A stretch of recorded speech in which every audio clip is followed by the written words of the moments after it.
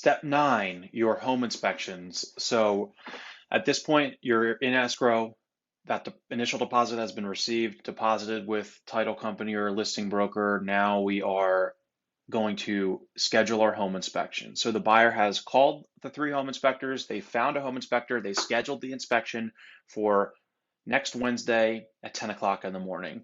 The buyer's agent is responsible to attend. You, the buyer's agent, are responsible to attend the home inspection with your buyer. It generally takes somewhere between 2 and 3 hours, depending on how big the house is. And you need to, once you have the time and day that the home inspection is scheduled for, you need to let the listing agent know. 9 times out of 10, they will accommodate whatever time your buyer chooses. They're really supposed to. And 99 times out of 100, the seller will not be at the home. The seller should not be home when you have your home inspection. In COVID times, sometimes people are working from home. They just can't leave. You're going to have to deal with it. The seller's allowed to be there. It's just not customary. So schedule it. Let the listing agent know, either via showing time or a text or call or email or whatever. Get it scheduled, get it approved. Go and attend your home inspection with your buyer. So let's talk about what that looks like. You show up, you bring your laptop, you're going to do some work on your laptop. Let the home inspector do their job with the buyer. When you get to the home inspection or before, have the conversation with your buyer and set the expectations up front. The home inspection is not for us, the agents. The home inspection is for the buyers.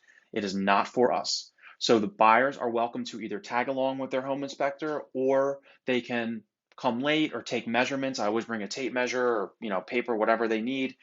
Take some measurements, let the home inspector do their thing. The home inspector will always grab them and show them anything that's important, either during the inspection or at the end. However, inspectors are used to buyers following them around and asking a million questions. Now is the time, because this is the last time that the buyers are going to be in the home until final walkthrough the day of settlement or the day before settlement. So home inspection, you're really just there trying to see if there's anything major you want to see. But remember, we're not inspectors, we're not contractors. We just we want to CYA. Let the information come from the home inspector. Let the buyer ask their questions to the inspector, and just kind of let it happen. And then once it's all done, you're good to go. You can leave the home inspection, and usually within a day or two, the home inspector will send you a home inspection report, which you're going to tell the buyer to go over. All right, so I'm going to show you what that looks like now. So let me just shrink my screen up here if I can. All right, so this is what a home inspection report looks like. Whether it's a brand new home built yesterday or a home that's 100 years old, they're going to be 75 pages long. They are very long. There is a ton of info on a home inspection report. It's overwhelming. Your buyers might walk out of the home inspection feeling very good, and then they get hit with this report and they're like, oh my God, look at all this stuff on here. What am I getting myself into? So again, managing expectations, preparing them for this if you can, kind of just being that you're the stable emotional person. They're the ones who are, their emotions levels are very high right now, and we are the ones that are there to, kind of keep them in line and help calm them down if necessary. So I usually say, listen, Mr. or Mrs. Buyer, you guys look at this. You come up with a little bit of a list. I'm going to send you an email template that looks like this. I want you to look through the home inspection report. Take your time. Send it to your parents, whoever you need to look at it. Let them look at it. Come up with a general list. Use the inspection template that I attach in my email here. Use this template to come up with a preliminary list of things you want to ask for. So you have 3 options, and these options are outlined in my email here. The buyer can either ask the seller to repair or replace an item. For example, a leaky roof. The buyer can ask the seller to repair a leaky roof. The buyer can ask the seller to give them a credit at closing towards their closing costs. This allows the buyer to pay for the repair after closing. Though nobody's going to ask what they use that money for after closing, the buyer, really can do whatever they want, or they can ask for a price reduction, which is generally the worst option, because it's only going to very slightly lower their payment and it's not going to give them any money to actually make the repairs. So this is what a home inspection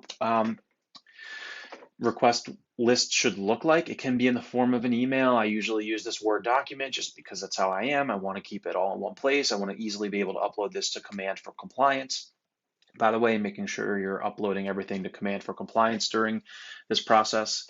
Make sure you upload the home inspection report to Command, upload the requests to Command for compliance. So reference, hey, this is what we want repaired or replaced. This is the page it's on, and this is the item number that it's on, or this is the photo that it's on. Make this as clear as possible.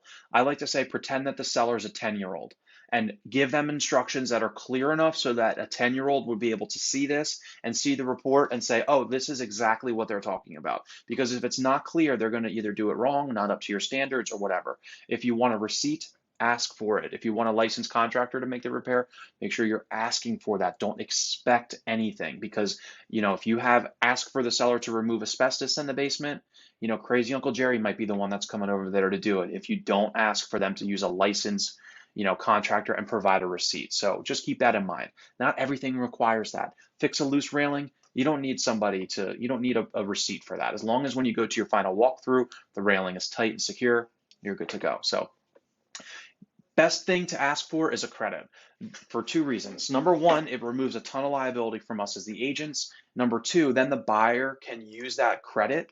They can use that money to hire whatever contractor they want after settlement to make the repairs, and then they can choose the contractor they want. So they're not taking a risk of, for example, hiring a contractor to repair a roof or install a water heater or something, and the seller is going to hire the cheapest person they can. They don't care. It's not going to be their house anymore. But the buyer cares because they're the ones going to be dealing with this long term. So that's why a credit is generally the best way to go about asking for concessions for repairs. How much of a credit do you ask for is a question I get a lot. You generally just ask for a credit. It doesn't have to be exact. It can be a ballpark number. Usually you would just say, hey, in lieu of repairs, the buyer is asking for a $4,000 credit. In lieu of these major items, the buyer is asking for a $4,000 credit.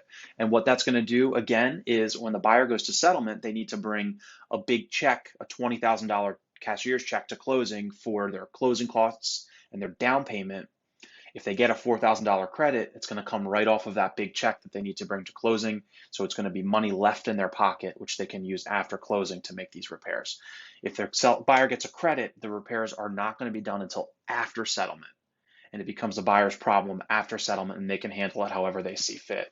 If it's something major or something they're very concerned about, they can ask the seller, do this thing before closing, make this repair before closing. And you can ask for repairs. The seller might come back and say, no, we're not going to fix that wiring issue, but we'll give the buyer a $500 credit. And then the buyer can decide. It's a negotiation. This is a negotiation. This is the second to last time for potential negotiations. The other time being appraisal, which we'll get into in the next video. So have your inspections, send your requests over. What does the buyer generally ask for? What can they ask for? So I am happy as your coach. We are happy to look over the requests lists and the home inspection report for what your buyer wants to ask for.